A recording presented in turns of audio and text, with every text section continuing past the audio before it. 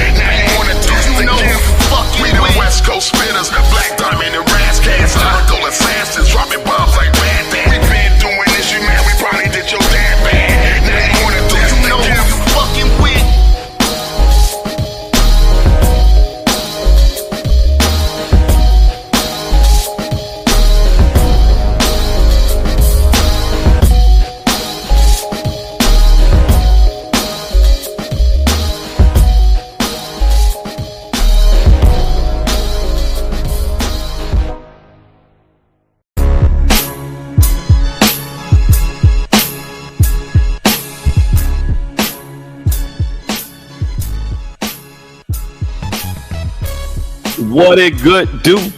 Y'all know what it is. What's up? What's up? This is Wolfgang Amadeus, set in the West, y'all.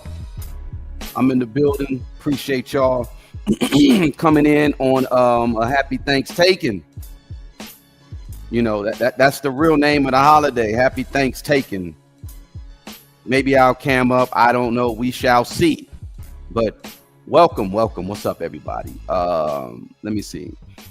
Let me bring that down a little bit. What's up? Y'all hear me good? Everything's good? How we doing? Yeah, Josh, that track, that is Ras Kass. Well, Black Diamond featuring Ras Kass. And that song is called West Coast Spitters, produced by me and my man's rest in peace, Drew Infinite. Yeah, we keeping it hip hop. That's what it is, yo.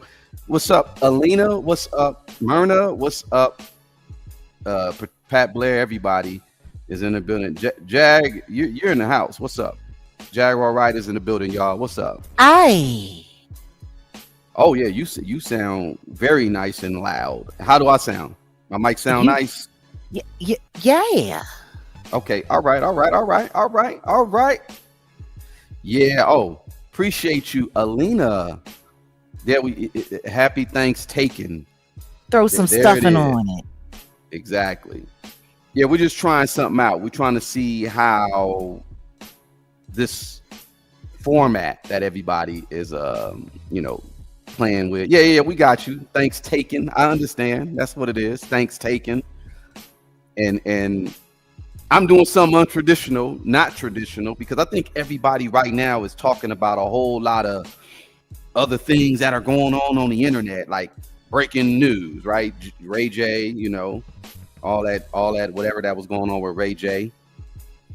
Maybe I'll talk about it a little bit, but I don't know. I just said let me throw a curveball, and I'm gonna speak on some very good hip hop commentary interview. I'll just say that I saw an interview. Shout out to the company man Justin Hunt. He Salute to him. he had a members only interview that was out for him. That was in his members only chat for a minute, and he just dropped it today with Ras Kass. And there's only so many. Like, I don't see a lot of very well produced or just good interviews anymore, especially of people of in hip hop. And he did an excellent job. Excellent job. So shout out to him. Shout out to Ras Kass. Y'all go check out the interview, the whole entire interview. It's on the company man. That's the name of his channel, Justin Hunt. Real hip hop dude, real hip hop MC. And I said I wanted to talk about Ras, and I figured this is the best way to talk about him. It just came because I always said, number one, y'all can hate all y'all want.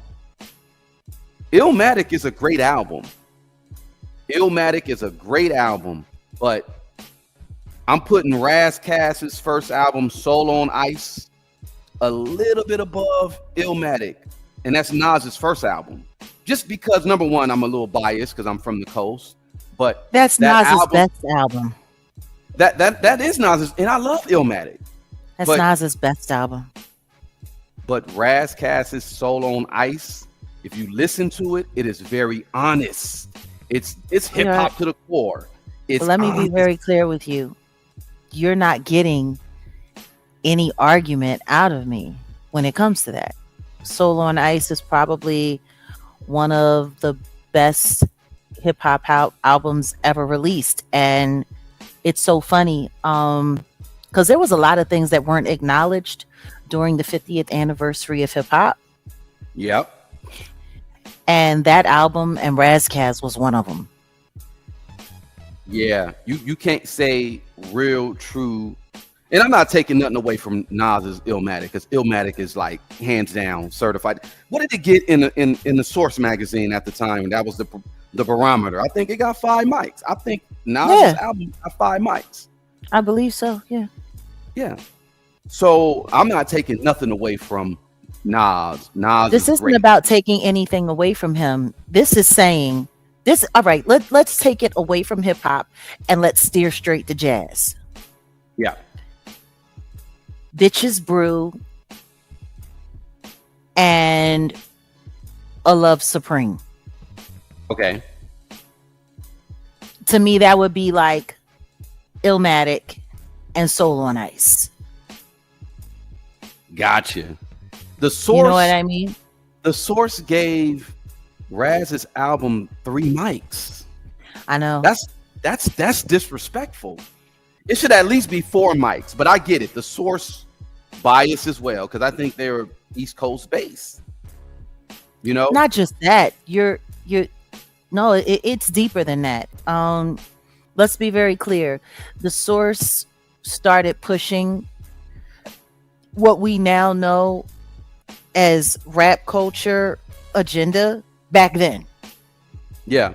We were already steering it in that direction. The stuff that Ras Kass was saying, like, the great thing about Nas's album is it was highly informative, highly intelligent. Wordplay, the tracks, all of that was awesome. But the one thing, and the reason why I think it got the universal push that it got, is because it didn't say anything that actually offended anyone. There you go. He really did a very good job at stepping on nobody's toes at Yeah, all. yeah, Um, for it to be such a groundbreaking project, it was actually a very safe project. He didn't attack any of the real systemic issues, even though he talked about the real systemic issues. He didn't really go after putting responsibility and accountability on the community or the powers that be. Even though he talked about the breakdown of all of these things that happened. It's really funny. It was like acknowledging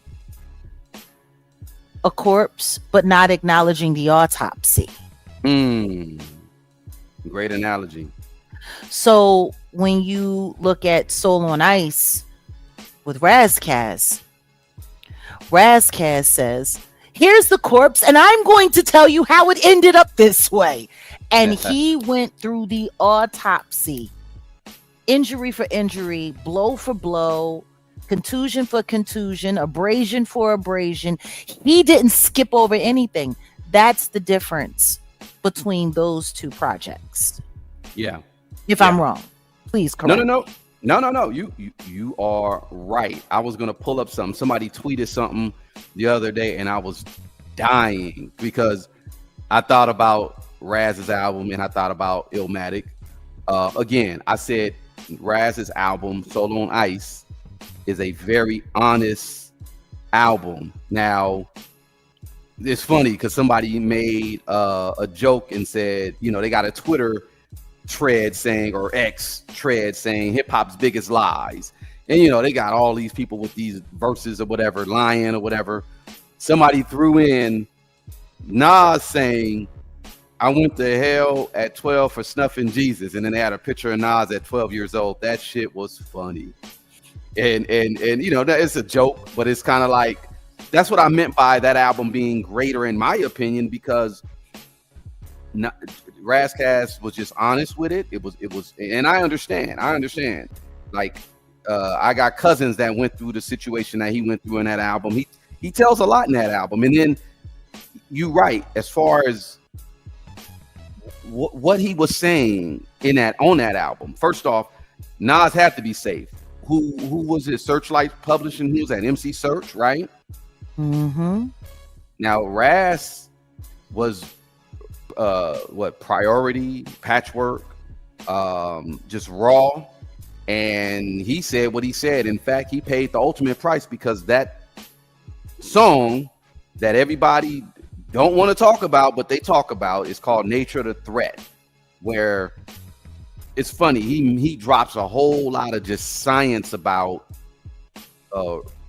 racism in the world, on the world stage with that album, like a chronological breakdown of it. And then he gets to the middle of the album, I mean middle of that song, and he starts talking about Thanksgiving of all things. Yeah. That's why you see, that's why I'm kind of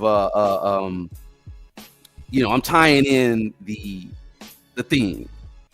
And what did he say? If y'all haven't heard Raz's song Nature of the Threat, Thanksgiving, what did he say? "Now listen, when you celebrate Thanksgiving, what you're actually celebrating is the proclamation of the Pope of Rome, who later with Queen Isabella basically came up with this whole lie."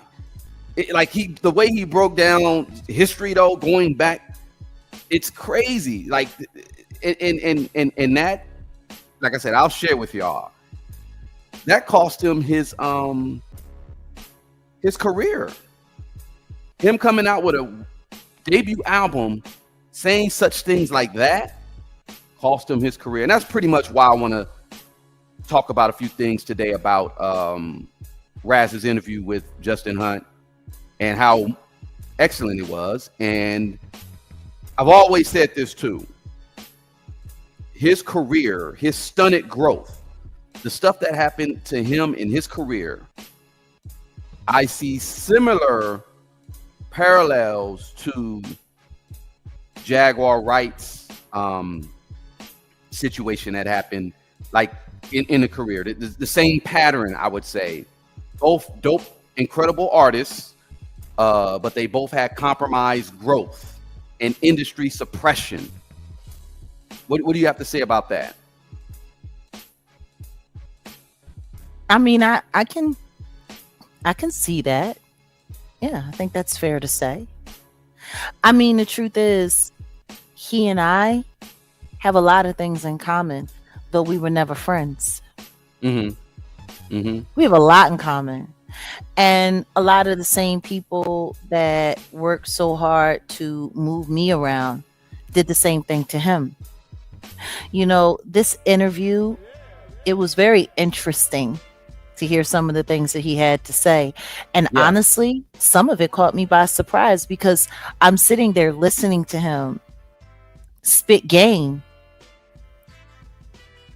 and then be completely blind to other things that should be obvious to him. Well, let's get into it because that's what it's about right now. I was shocked when you was breaking some stuff down when we were listening to this interview, and I'm like, yeah, wait, what? And you're like, yeah, he started mentioning certain things, he started saying certain things, and I said, oh wait, what? And you gave it more context, and I said, oh, we're gonna talk about it. Look, so let me go ahead and play an excerpt from the interview. Again, fair Let's get use, into it.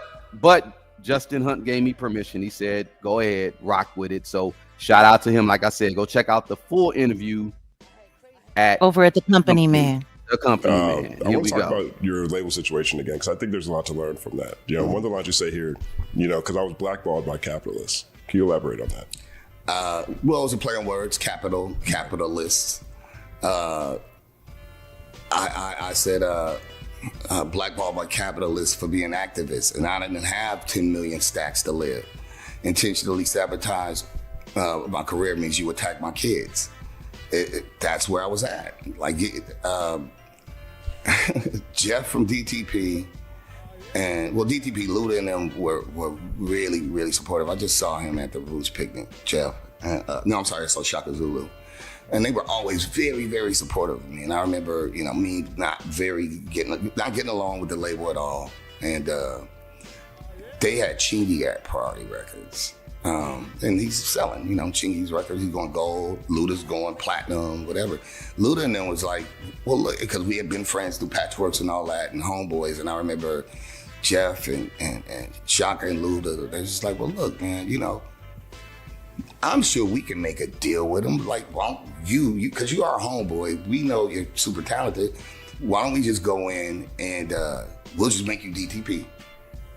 Which, you know, shit.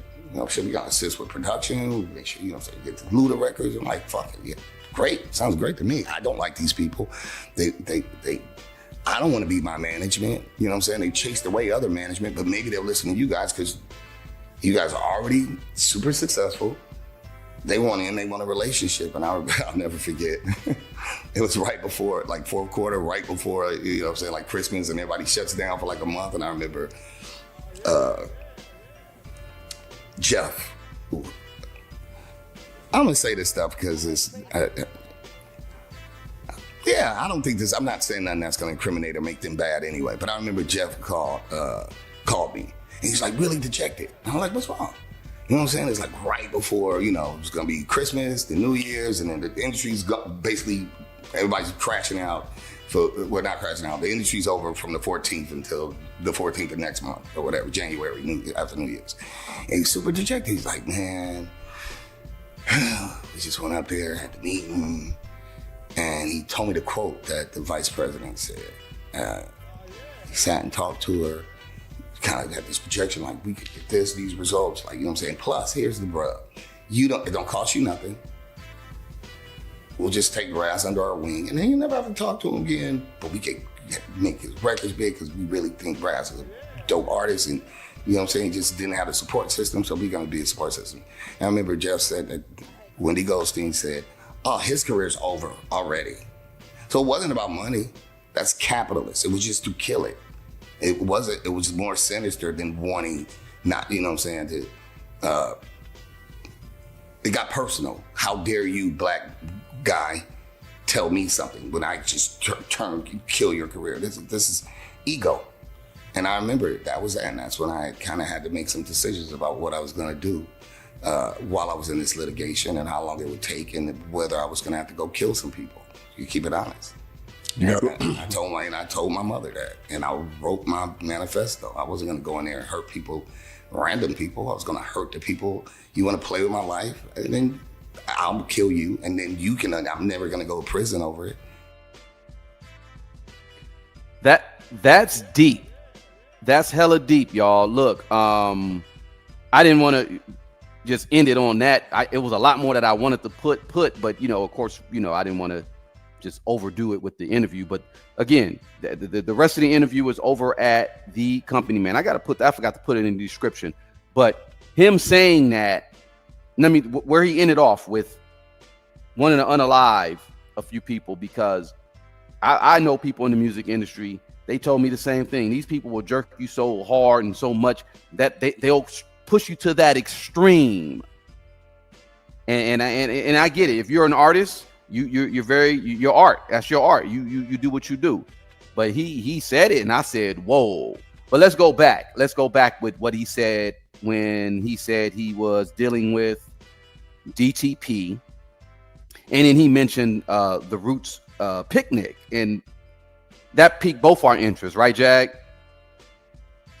I mean, I guess it piqued your interest. It didn't pique mine. What it piqued was my stanky nose. Like, somebody farted in here. Yeah.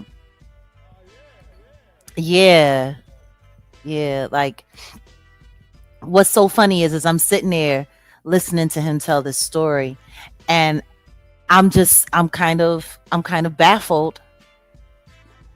Like, I'm just baffled, in all honesty. And the reason why I'm baffled is because how the hell did you think you was going to do business with Luda and them, and they was going to go to Wendy Goldstein and then come back to you with it's on and popping? Like, how did you not see? This is the funny thing. These dudes will sit there and they'll pretend. And what they'll do is they'll get your hopes up, and they'll have you thinking that they already know it ain't going down. Mm-hmm. They already know that. They didn't need to have a meeting. They knew it wasn't going to happen. They did that to fuck with him. It was wasting his time. Yeah, exactly. And fucking with him. To get your hopes up, to make you think that there's a possibility, because they want to see how desperate you are. They want to see if you're willing to beg for it. The simple fact that the name Wendy Goldstein comes up at all, and she said his career's already over. Wendy Goldstein was my A&R. I know Wendy Goldstein. I used to go shopping with Wendy Goldstein. I know Wendy Goldstein. I know all of the black rappers that she used to have sex with. I know everything. Oh. I remember what she used to do with the Roots. I remember everything. I remember when Wendy Goldstein first started working against me, once she started making reports that I was going to be hard to contain. Wow. I know Wendy Goldstein. I remember Wendy Goldstein when she was married to her hairdresser husband, who she kept trying to convince everybody wasn't gay when we all knew he was gay. Which is why I thought it was interesting when Wendy Goldstein ended up being girlfriend to a rapper named Lonnie Lynn, also known as Common. Yeah. Oh. She was his handler when he moved to LA. Oh. After Erica left him high and dry, and he found out she was pregnant by the DOC when we thought it was M1's baby. See, there's a lot of history there. Oh man, this damn. Go ahead. Wow. After Wendy Goldstein and her hairdresser husband went separate ways. She was in a relationship with Common. Matter of fact, I think it's the only time we've ever heard about Lonnie Lynn being in a relationship with a white woman. Not only a white woman, a Jap, a Jewish American princess. Oh, Yeah. okay. Wow. Okay. She's the one that walked him through the door. She's the one that got him in the mix. She's the one that got him in the film, see? With all of her contacts and connections. So she's somebody in the industry that has heavy sway. Yeah. And her And having the ability. and she is and she comes from a very, very, very powerful Jewish family who has deep ties in the entertainment industry. Yeah, well, her having the ability to sit Ras Kass down like that. Wow. Okay. Having the ability. You mean her following through with orders? Because she's not. You see what I'm saying? I got you. She was like Sylvia Rome, but like a sleeper cell version of Sylvia Rome. Got it. Okay, so like Wendy Goldstein's name is only gonna hit with people who are in the industry. You don't really hear people talking about her publicly like that, and that's for a reason. Right. Yeah, the unseen, the hidden hand that that be really doing the damn thing. Wow. Yeah. Yeah. Wow. She chased after every prominent black rapper in the culture's rap movement. I can pretty much I could tell you pretty much just about everybody. She put her mouth on, or she put her you know what to. Like, whoa. She was a handler. Whoa. Period. Wow. She was a handler. Wow. Which is why I thought it was very interesting that she ended up with Common. Yeah, you want to know what's funny? What's up? Wendy Goldstein was the one to tell me that Erica wasn't having no SCX with Common. She was the one that told me that. Oh, snap. She was the one that told me it was a whole fake relationship PR thing. She was the one that actually confirmed that to me. It was Wendy. Wow. I've known Wendy a long time. And the thing that tripped me out was when I finally realized what Wendy was. That was when, boom, I knew. Like the way they take people and they put people in these certain pockets. Yeah. To make sure. And see, that goes to let me know that Ras Kass never really knew his true value. Because the truth is, if there were a rapper to pick up that revolutionary, hard-hitting, conscious black man mentality, that mantle that Tupac was finally starting to claim and really put on, like Ras Kass was the only person. Isn't it funny how he got shut down? Yeah. And let's be very clear. Wendy Goldstein and the Roots are very much so in league. They're her puppets. See, this is interesting because you were breaking it down, and I said, wait, when we were looking at this interview, and like I just find it funny. You sitting at the Roots picnic, you sitting there thinking that Ludacris really respects you and really looking out for you, and you don't realize that these people are plants and gatekeepers amongst their own.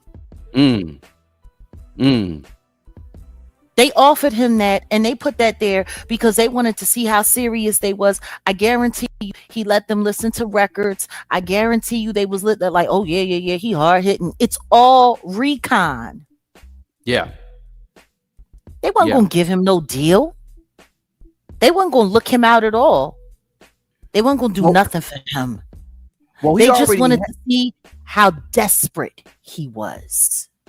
He already had a deal, and like I said, he was respected in rap circles, but the music industry, like I said, they already had him marked for the nature of the threat song and Yeah. what he was about. And when you broke it down and you said after Pac, because let me tell y'all this, I was 17. No, I just turned 18 when I met Ras Kass. Shout out to Q Ball from the Dog Pound. He took me over to Raz's house, and I say shit. A year prior, I had just purchased Soul on Ice, and I soaked that album up, and it was one of my favorite. It was on repeat. The tape, I had the tape, bumping through L.A. in my little bucket, playing the heck out of that tape.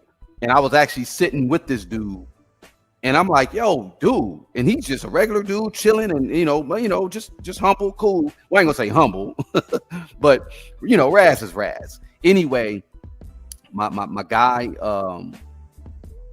this was, mind y'all, this was right before Biggie was unalive, and this was right after Pac got taken out.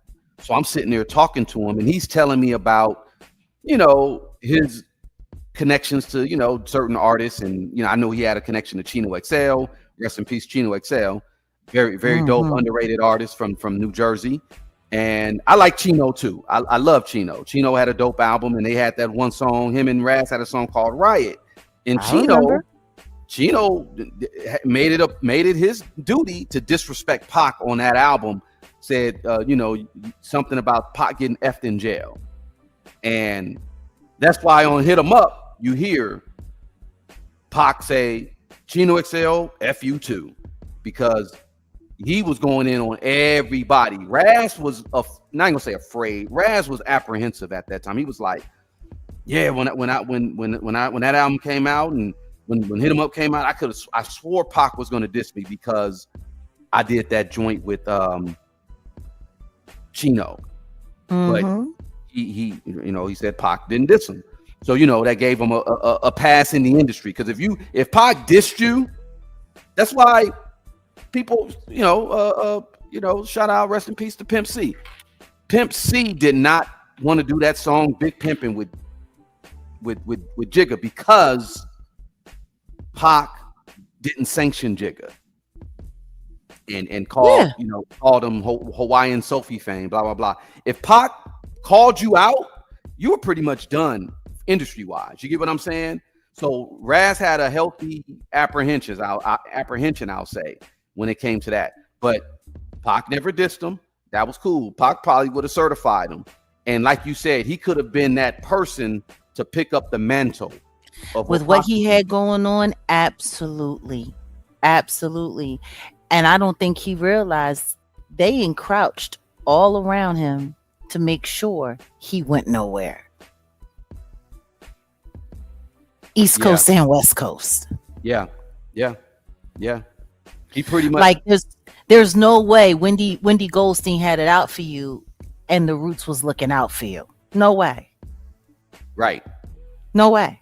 Right. Yeah, and you said the Roots. Because he mentioned the Roots. I think he mentioned, he mentioned the Roots, and then he mentioned a Black Thought in the same interview. Yeah. Talking about what a great MC he was and how he got overshadowed by the great group that he came from. What great group? They don't even believe that they were a great group in hip hop. If they actually thought that they were a great group in hip hop, they would have never signed that deal with Jimmy Following a Phallus to sit there and be his minstrel show band. They would have never done that. Ever. Do you think Outkast would have done it? No. No, not at all. Do you think UGK would have done it? No, not at all. Do you think like this is the thing that trips me out, and it's so wild because people aren't paying attention. The reason why the Roots signed the deal with the Jimmy Fallon show was because of the massive IRS debt that they had. Like, it had gotten to the point where the IRS was coming to their shows and collecting their back end. It was so bad. Damn. It was looking like people were going to be going to jail for it. And they had commingled all of our budgets, including my budget. They stole money. They did all kinds of stuff. Mm. Like, these people owe me and other artists who work for the label so much, but ain't nobody really going to talk about that. People want to act like that doesn't matter. So doing the gig with Jimmy Fallon gave them steady cash so that they could pay down their IRS debt. And then they were still trying to go on the road. But unfortunately, the show had gotten to the point where the show was so expensive. It was too expensive for them to be opening acts because, once again, hip hop had changed. Yeah. Hip hop had changed. Yeah. Like, they were doing shows where they were forced to open up for Chamillionaire. Really? Yeah. So they weren't headliners. And why weren't they headliners? Because they were none of the cool kids, and they didn't have enough hit records. They just had the Grammy. So from what you were saying, though, about their relation to the Wendy chick and Wendy Goldstein. Wendy Goldstein used the Black conscious movement to figure out who the real threats were and to figure out who would capitulate, and then to tweak hip hop in the direction that the powers that be wanted it to go. Yeah. Yeah. Wendy Goldstein's main job in the conscious rap and neo soul era was to destroy it, to diffuse it. Yeah, there was already a division going on at the time. New York, from what it sounds like back day, never respected West Coast or LA, even let's just say the whole West Coast, or MCs that are outside of LA or out of New York, outside of New York, because it was all, yo, they ain't got it, son. They ain't got lyrics, or they this or that. I remember the South used to get dogged out, but Outkast, shout out to Outkast and Dre. I mean, and the South got something to say. But I just wonder how Ras Kass would feel if he knew exactly how much respect that the Roots really didn't have for him. Well, let's talk about it. That's what I wanted to talk about. Like, I don't think people understand. They sold out. Like, and that's the thing that really bothers me. They sold out. They were there to play gatekeeper because they were never going to be Wu-Tang Clan. They were there to play gatekeeper because they were never going to. You see what I'm saying? Yeah, I got you. Yeah. And what a great group. That's why anytime I hear like people are consorting with certain people, I'm just sitting there looking like, do you really believe that? Yeah. Yeah. This interview with Ras Kass was real interesting because I was just sitting there and I'm listening to him, and he's sitting there, he's talking real talk, but at the same time, I'm watching him still. Let me not go too far. Yeah. Let me get this off, and then let me bite my tongue here and bite my tongue there, and that's a shame. But it reminds me something that Tupac once said in an interview. There are no old revolutionaries. Yeah. Black men after the age of 30 are broken. They're just not going to go far, no matter how much knowledge they have. And that's another reason why they like to create these generational divides in our culture, because for the elders to arm the youth with the real tools that they need to reclaim their culture, to reclaim their identity. Yeah. Yeah. Yeah, you need the youth for the action, and you need the elders for the wisdom. That's how it's supposed to go. Exactly. And you put all of that together, and what you have is something that's very powerful. Very powerful. But if the youth don't respect the elders, and if the elders don't take the time to look back to the youth, I mean, the truth is I'm looking at a lot of what's going on in hip hop right now, and it's kind of crazy. Like I just saw that performance with Papoose, and I'm just like, what the hell was that? What the hell was that? And he's sitting up there talking like he's got this song, and it's just talking about money. I got money. I got money. I got money. And it's almost as if you did all of this so that you could diffuse what Remy Ma said about you living off of women. Got it. Ooh. And on top of that, it's not a dope. He's not a dope performer. He's not very charismatic. He doesn't. You know what I mean? And the relationship with him and Clarissa Shields, it's becoming embarrassing, like for the both of them. Like it's becoming very, very, very embarrassing. But that's what they want. That's what they want people to see. Let's not He was steer. able. No, I'm not steering away. What I'm saying is he sacrificed his black family. Yeah. Publicly, very Yeah. publicly. Yeah. And this is what's going on. You know what I mean? It looks a mess. It all looks a mess. And once again, this is what they're doing to hip hop. This is what they've been doing in hip hop. But yeah, no, the second that I heard him start talking about Wendy Goldstein, I'm sitting up there like, and you trust the cats that you think respect you? Because they all bow down. You're saying, for the most part, groups like the Roots, they'll block real talent that doesn't fit a formula.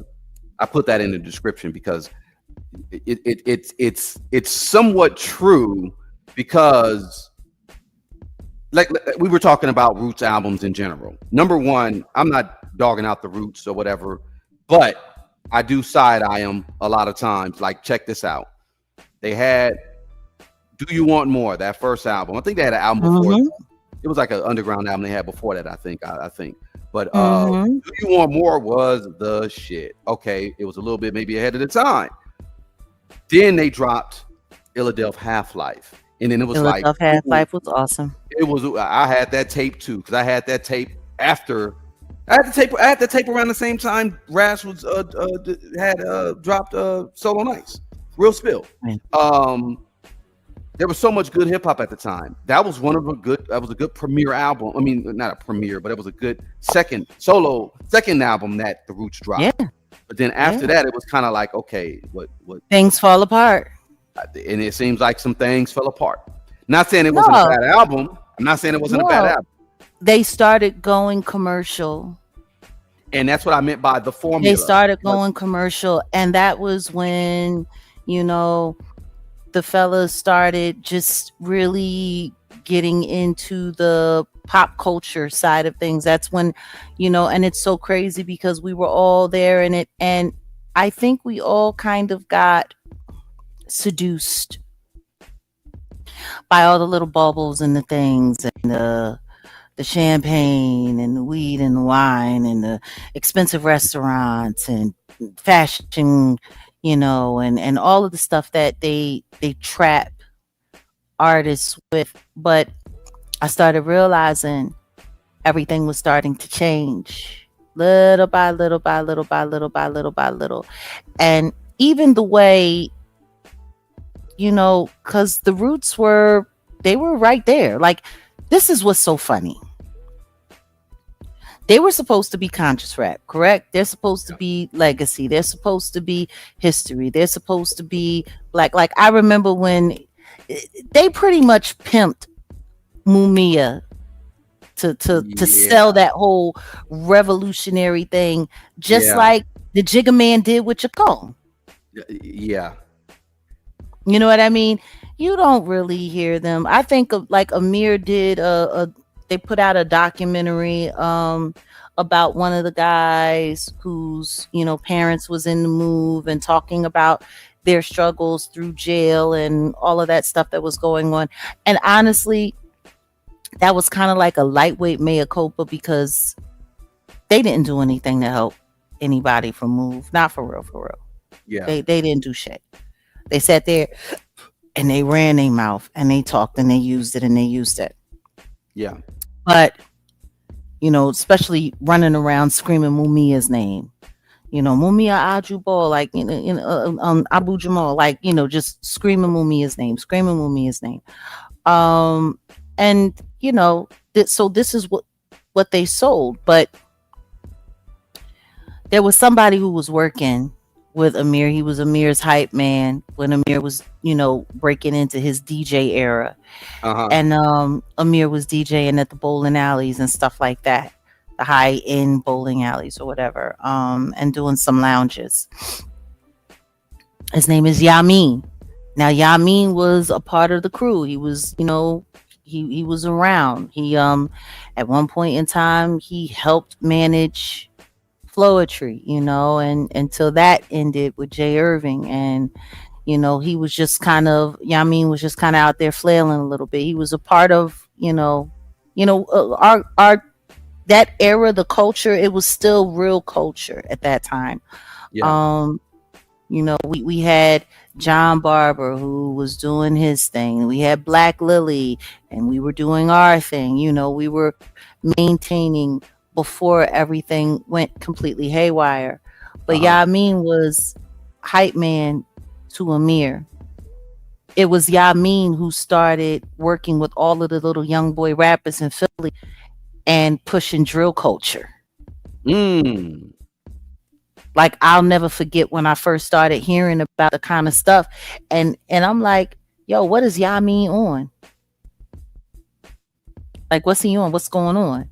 And they like, yeah, all the little young boys, they going over to Yamin's house and they making records at Yamin's house. And I'm sitting up there like, that don't even add up. That don't even add up. And then that's when I started realizing that he was scouting talent for Amir to pimp off to the Rock Nation shit. Oh, okay. All right. So I'm sitting there like, and then when I start looking into what this drill shit is, and I'm like, yo, these niggas they're selling death. And then they got these little niggas out in the street doing all of this crazy work in the street and then coming into the studio and rapping about it. So it's like this then. It's like, so how do you have people that were tied to and anchors of the conscious movement ushering in this shit on the low? Yeah, that's what I was about to say. It's like in your own city. This is what. Yeah, like, that's what I was about to say. It's like you got is a damn what do you call a damn thing? A pipeline. It's very bipolar where you start off with the Mumia and the Black Power, this and that or whatever movement, but then you got someone on the back end ushering in a type of drill movement. That's yeah, wild. That's wild. Like, and I don't think nobody really knows or understands that. I don't think anybody understands that Questlove and his sidekick Yamin were the ones who were fostering drill culture in Philadelphia. And look at what's going on now in Philly. Oh yeah, it's a lot of death and destruction, lots of it, and apparently STDs. Like, okay, yeah, damn. Like, it's wild. Well, look, Jag. Let me start wrapping this because we ain't gonna be here too long. Look, I put in there. I just basically said it sounds like certain individuals block real talent that doesn't fit a formula, or now I'm looking at it. It's like they're now creating, or they created a certain option to go into a death culture or death spiral for real hip hop because. People like you, and let me go back to Ras too. Ras Kass he's been called one of the greatest lyricists of all time. Just like I'm gonna put a candle I'll compare it to you, because to me, you're one of the greatest singers of all time, right?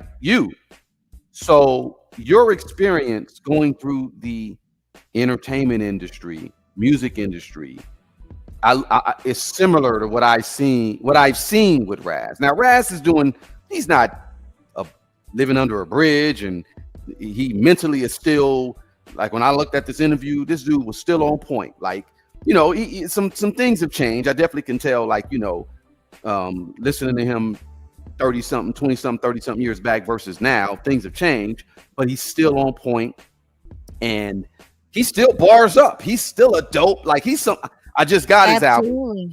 I just went and got that album, FAFO, and I'm gonna take a listen. I was one of the dudes who was always buying. I bought every Ras album. I may have skipped maybe a couple, but from Adidas on back, and the one with Apollo Brown, and he's got dope projects, and he just doesn't get his flowers. And I know the industry. He's not going to. He's not going to. And that's the thing. He's not going to. They're going to make sure of it. But the very people that he's sitting around, it's so funny because, you were talking about, T-Pain, sitting with Shay Shay talking about, don't call any of these people your brothers, because they're not. Yeah. Don't trust nobody in the industry. This whole industry is fake. Yeah. It's real. Yeah. And guess what? And he played the game. So I also know that Ras Kass has children that are in the game as well. Dope young artists. They got their group Coast Contra, and I've always been promoting them. Shout out to them, Ras and Taj. They're dope as hell, and I think he has to kind of bite his tongue, because that's what it is. Well, listen to me. If you want it, all of it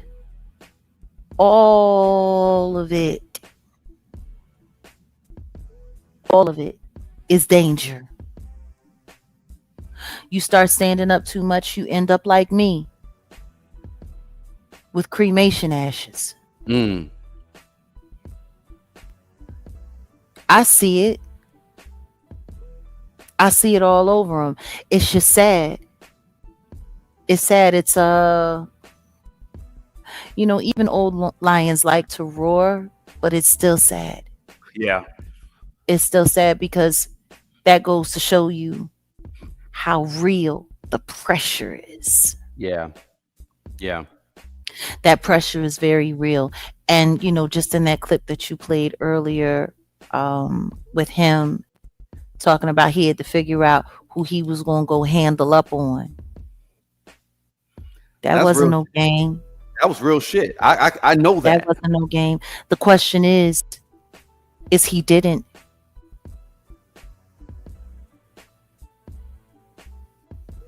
Did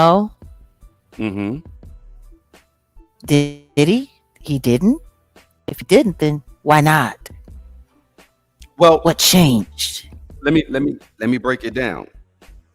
From what I have observed about Ras, and not trying to talk mess about him or anything like that, but after he had an album, Van Gogh, it never was officially a release, but Ras Kass had that album, and after that, because he's been trying to get off of Capitol Records, and he, during that time, this was like in the mid to 2000s, he ended up doing jail time. And this was around I remember that. So I do remember this, because I remember going to go see him as soon as he got out of jail. He did a show with KRS-One in downtown LA, and it was dope as hell. This was like late 2004. He had got out of jail, because he was in jail for 2 years for a DUI. And then he went back to jail for violating his probation in 2007. So I honestly think you say, why didn't he handle up? I think it's because of, you know, the law. His dad is a former, I think his dad retired cop. People don't like going to jail. I tell you that they don't. And it'll Neither do do I. and I think he got targeted. Like I said, I know his dad was. I think his dad, not cop, sheriffs, I believe, Compton or Carson sheriffs. I forget. I may be wrong, but something like that. His dad was definitely in law enforcement. I have no doubt in my mind Ras Kass was a targeted individual. I have no Definitely. doubt in my mind, no different than me. Mhm. The question is, you know, once you've realized that, where do you move to next from there, or how do you move? And for me, what I had to learn along the way was that I had to let go of everything and anything that had anything to do with this business at all. Yeah. Yeah. You know, there is no trust. You know, there is no. You know, it's funny because there's so many people who I remembered. It's how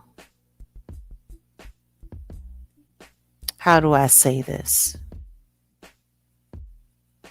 Let me choose my words carefully. Go ahead. Okay. Okay.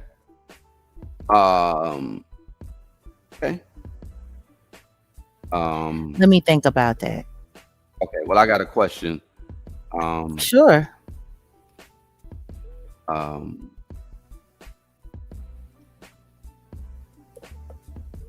Essentially, talk about your career in like I said, I compared it to what Ras went through. And let's just say it's almost like an industry mirror. You know, Yeah, to a certain extent. after hearing his breakdown of how the industry boxed him in and what they did, and like I said, I just told you he did, actually he did 3 stints of jail time, but he did 2 while he was in the industry. Is there any part of what he said hit you hard? Like what did it reveal about how the business treats artists who don't play the game? I mean, I can't say that anything hit me hard or anything like that. It's just that's the protocol. That's what hit me. There is a protocol for those who do not play along. Yeah. And he stated that very eloquently. There is a protocol if you do not play along. And I'm just, like that comment that I showed you the other day, and somebody talking about D'Angelo, and I, screenshotted it, and they were talking about, forget about the whole thing and this, that, and the other, and this gossip, and asking about what that drummer from the Roots was doing with D'Angelo right before he passed away. And it's interesting because I don't remember anybody saying anything about that. That was not public knowledge. So there's a lot of stuff that goes on, and I just look at people.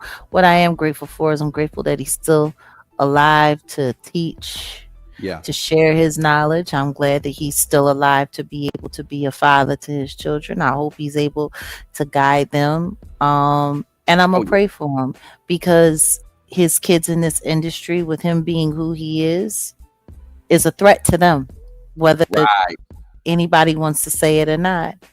Lauryn Hill still being alive and her kids being in the industry, it is a threat. Yeah. Regardless, I just don't think that people really believe how this stuff really works and how serious it actually is. Ras did a song, not etc. Well, Sunset on his first album, and he said, I'm a rap fan who never saw Bam rock the park in the Bronx, but I still snap skulls in the dark. Meaning, just because he's from the West Coast, don't mean that he can't get busy lyrically, and he's proven that. He's shown that. So he got the love, but if he'd have got the same, like the right support early on in his career from like people like the Roots, because I mean, it sounds like he's friends with the Roots, but I don't know if you want to say it publicly or whatever, but you know, if you said the Roots were clowning him behind the scenes, it's kind of like that's not real support. Like they laughed at everybody who got blackballed. They laughed at everybody who got sat down. They laughed at everybody. mm, And they were grateful that they got to keep getting their money. Which is why I said I find it funny that Wendy Goldstein was his Grim Reaper and they're loyal to her. And you think they got your best interest at heart. Nah, that says That's a lot. interesting. That says a lot. And that's why I wanted to do this video, because I'm like, just take this as a example in life, y'all. Like you'll have people around you who you think are in support of you or really, you know, got your back, you know. No, it's just funny though, because he's sitting there and he's talking about how terrible his own people have treated him and how LA didn't look out for him and how LA didn't do right by him. And he's absolutely right. But the thing is you came and you started dealing with East Coast cats and you didn't see that you was dealing with the same thing. Yeah. You're dealing with the same thing. A bunch of these East Coast cats. And let me just I'll put some people on blast. No, because that's what he was sitting there talking about. He was sitting there talking about how he went in the East Coast cats and whoopty woo and yada yada yada. They were all watching you, dude. They were all watching you. They were all licking their chops. Let's just say they were all not even licking their chops. They was watching you. They weren't supporting you. They were watching you and reporting back.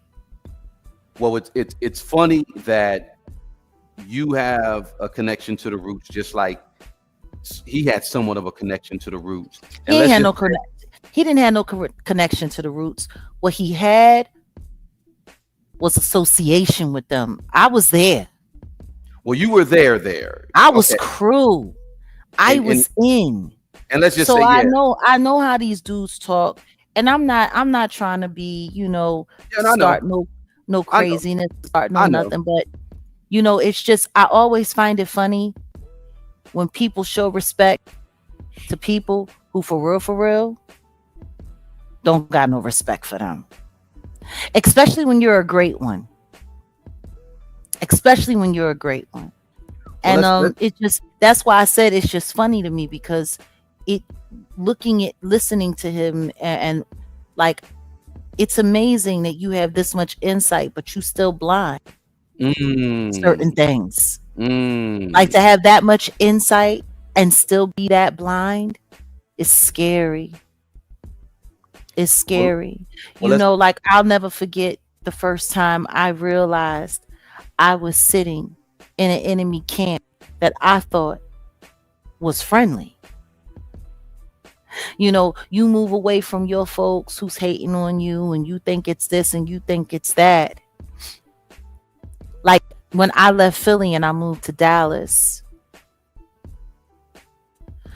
I had to learn exactly what that was really hitting for. Okay. Like, you remember the Frenchie boy. Mm-hmm. The people that I was working with. I was there to be a supporting, positive spot for them. And meanwhile, all they was doing was spying on me and reporting back. And it didn't become clear to me until somebody told me a story that I knew for a fact only 3 people knew. And one of those people was Amir Questlove Thompson. Which means the only way you could have found that out is if it had come from him. You see what I'm saying? Mm-hmm. I had moved over 1,500 miles away from home. I had started building new associations and building new this. I'm in the studio working with this producer, that producer. Meanwhile, it was all right there. It's so funny. I love it when people say you're paranoid because all you doing is telling on yourself. Well, you can get he can get his bitch ass up out of here like I just did. Got his bitch ass Wild. out of here. It's So just wild because that goes to show you even in the midst of being knee deep in turkey and gravy, the you watchers are still watching. you a grown ass man and you out here doing it. Get your get out of here, bro. You're whack. Go ahead. Go ahead. We're gonna wrap this up though. Go ahead.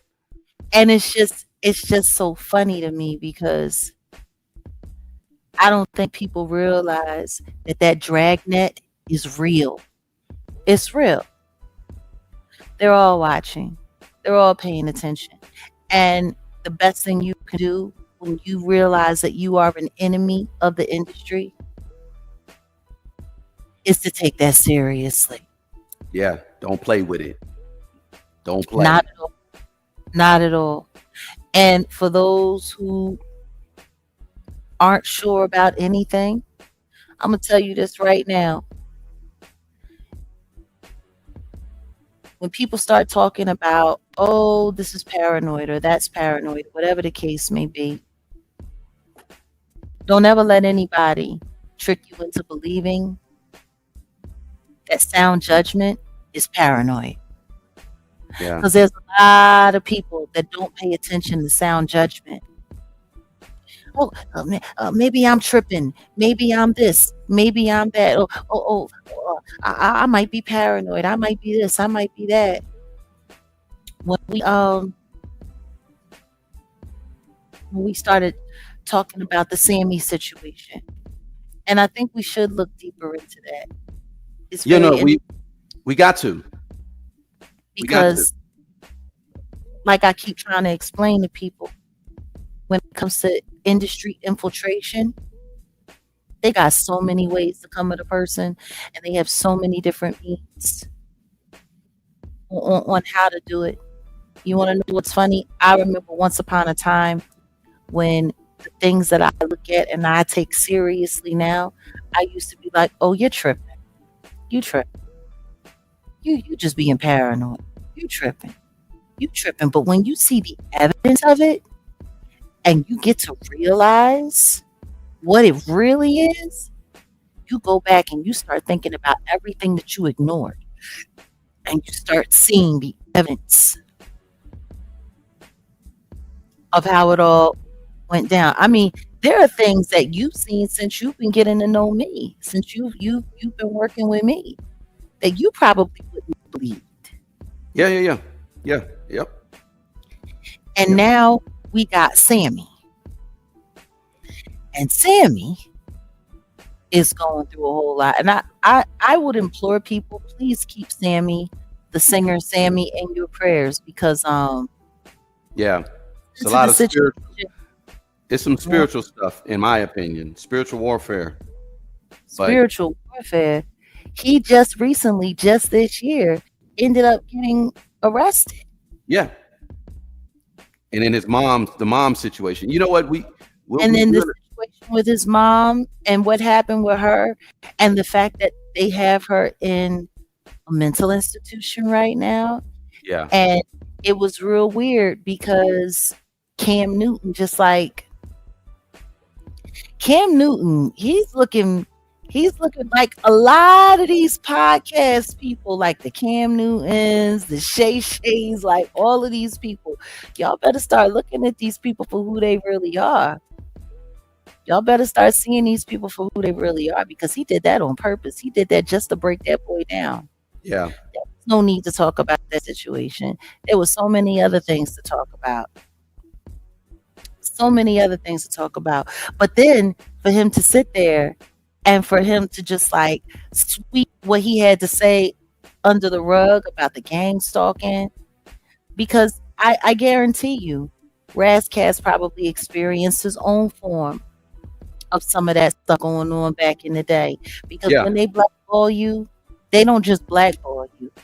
They're actively working to make sure that you can't work, that you can't do anything. Like the simple fact that it took him 10 years to get off of that label goes to prove that they held him there to keep him there past his prime Yeah, 10 in years.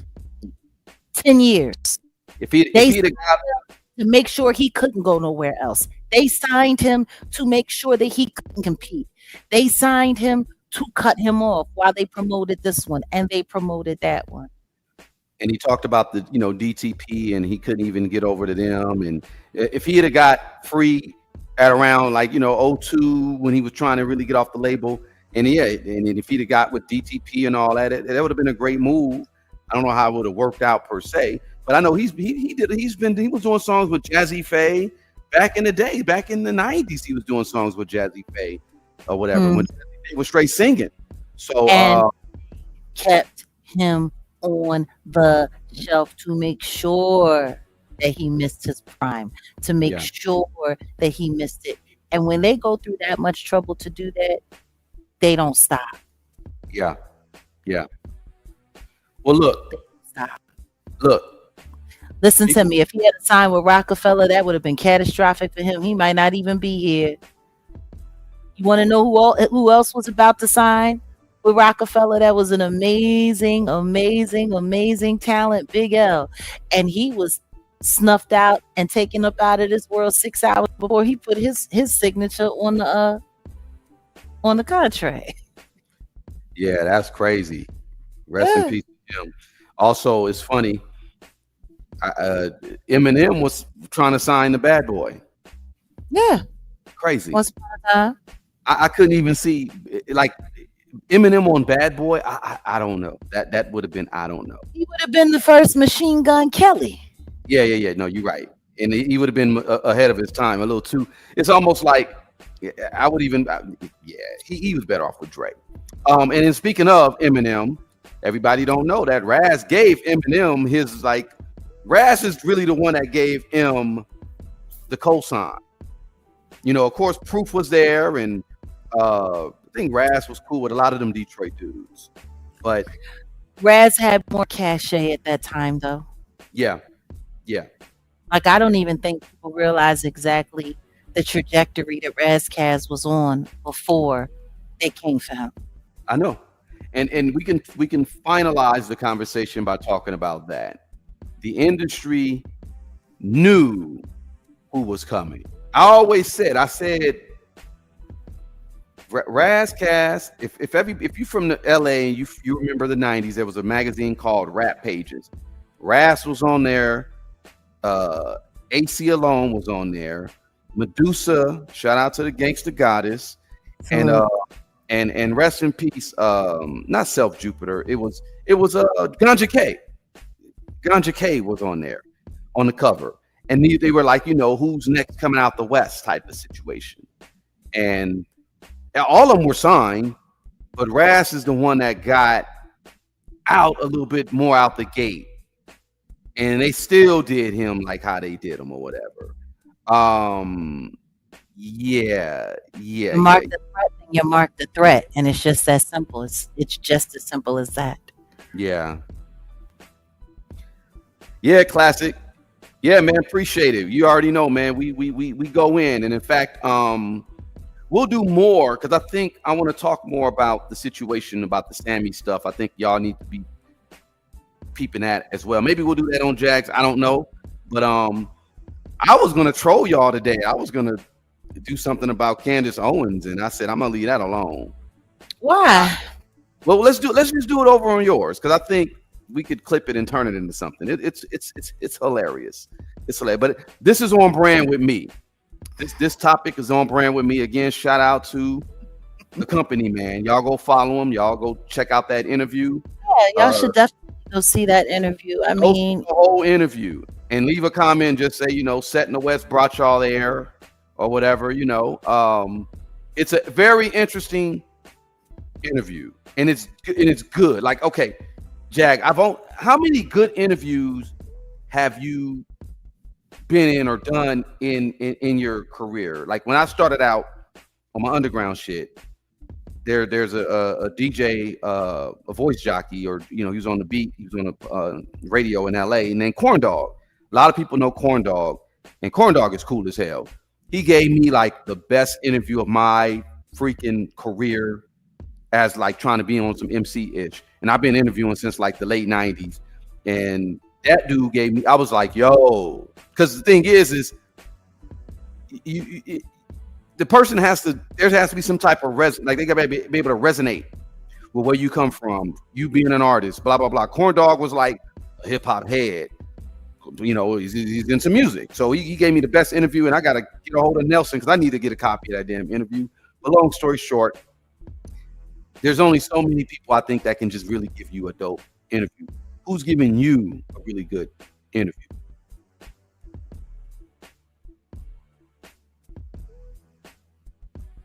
I mean, in all honesty, I think any and Wendy, every interview that I've done have Wendy been Williams? great. Wendy Um, Williams? oh No? well, no, I mean my interview with Wendy was amazing. We had a great time, and it was highly aired, and yeah, like, and that's how I can honestly say and know that salute to Wendy Williams. They shut her down Mhm. because she didn't do like when Wendy came at you 95%. She was 95% accurate on pretty much everything. Um and I would know because I sat down with her and she dipped into stuff that I was shocked that she found out about. Uh, and once I, talked to her a little bit more, I knew exactly where she got that information from. And I'm like, oh, okay, she hella thorough. Yeah, yeah, She's yeah. hella thorough. Yeah. Uh, and it's sad that in this day and age, these kids don't have a Wendy Williams to really look to. Like it went from having someone like Wendy Williams who values reliable source work. She might not give away her sources, but if she needs to cite her sources, she can. Yeah. And now instead, it's just a bunch of people listening to Trash the Grouch, Yeah. who's nothing but Yeah. a liar. Like when you look at just all of that, Yeah. it's sad. It's Yeah. sad. Meanwhile, this lying idiot is running all over the internet, making a mockery of information. And Wendy Williams has been sitting in a conservatorship while people are lying, saying that she had dementia and she didn't. Yeah. Pathetic. It's You know, pathetic. and it's wild because there were people who were around her, who worked around her, who it seemed like everybody was just so cool with everything that happened to her. You know, and it's just it's really Yeah. sad. Like I was thinking about when we were talking about the interview that she did with Black China and the way they had her on camera and they were like they were lining her up in that interview. They had lined Hmm. her up in that interview. Hmm.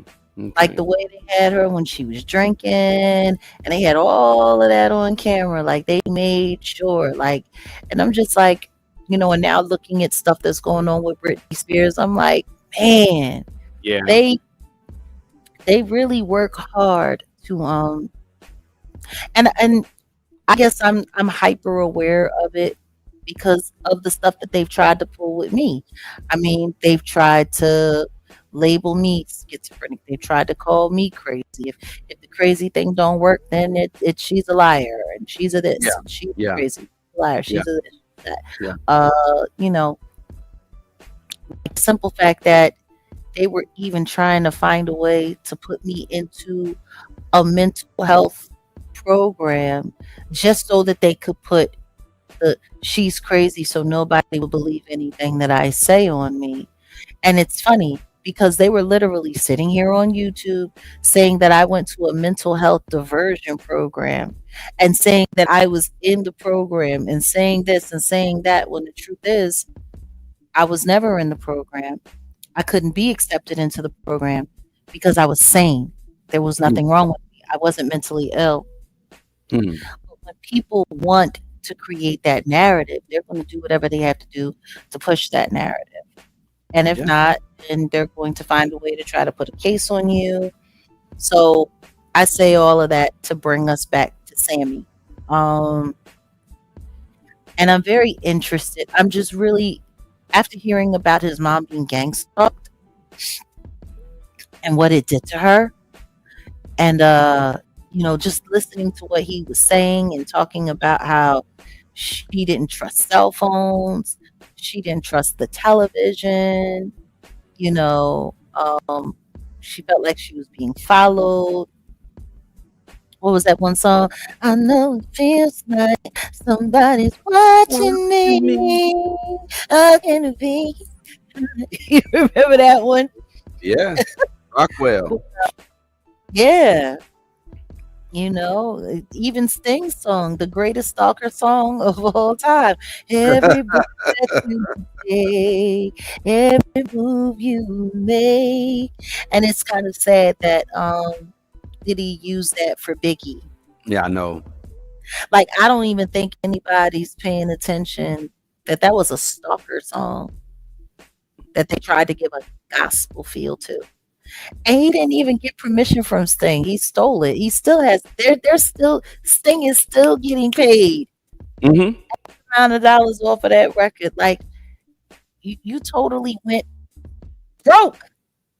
Mm-hmm. Like, you Mm-hmm. went broke stealing this record. But when you think about the original lyrics of the song, and then you think about Biggie in his last days said he felt like he was being watched, felt like he was being stalked, felt like, yeah.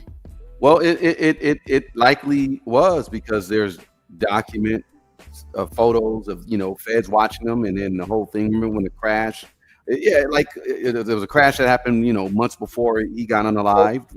And broke his leg Yep. and broke his leg in several places. Yep. He was Yep. having all kinds of issues. They were worried about embolisms from the bone marrow cracks, and it's sending stuff through his bloodstream. Like, there was a lot of stuff going on. But in Sammy's case, I'm very interested because I don't think a lot of people know that Sammy actually got involved with some internet stalkers. I don't even think he knew he was involved with internet stalkers. Internet stalkers that operate right here on YouTube. Mm-hmm. And these are people that I can tell you for a fact will stalk your family. They will gang stalk your family. They'll stalk your friends. They'll stalk you at your job. Like, I'm still wondering whether or not Poetic Flacco is ever going to get into detail and talk about his situation, because there were people that came after him when he first started, moving up in the game and making money in the game. And he was working a regular job at first. They contacted the CEO of his job to have his job. Like, these behaviors sound very specific to a certain kind of people. Yeah. And then apparently they came up with paperwork. They invented paperwork to make him look like he was on the SA registry list That's crazy. and was passing that around. And he had to go and prove that it wasn't. Yeah. Which is kind of funny. You want to know what's funny, though? I'm going to tell you what's funny. When you literally sit there and you talk about real stuff and people come into the chat acting stupid, I'm going to let you handle that one. Oh, wait, we got some more stupid people. Hold on. I thought I got rid of them. Well, anyway, we about to just get up out of here anyway. Yeah.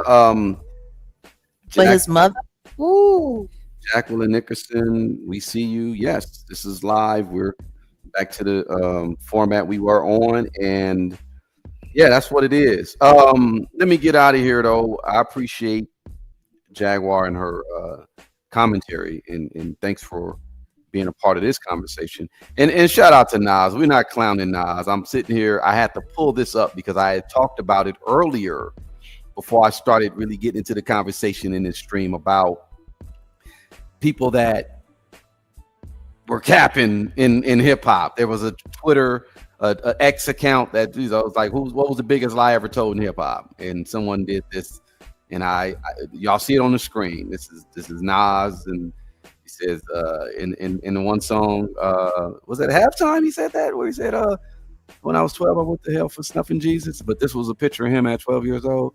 Hilarious. Hilarious. And yeah, Nas, one of the greatest MCs, dropped one of the best albums in hip hop. I'll say that. Illmatic is on par. Best hip hop album to date for me, in my opinion. One of the best. But Ras Kass is just as good because he was honest. That boy Razzie was honest.